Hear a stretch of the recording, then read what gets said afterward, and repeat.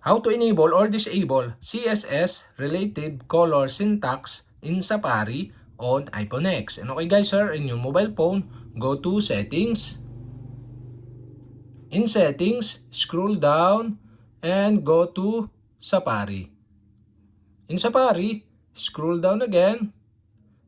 And below, you can see the advanced. Okay, go to advanced. In advanced, you can see here the experimental features. Okay, go to this. In experimental features, scroll down and you can see here the CSS relative color syntax. And the CSS relative color syntax is disabled.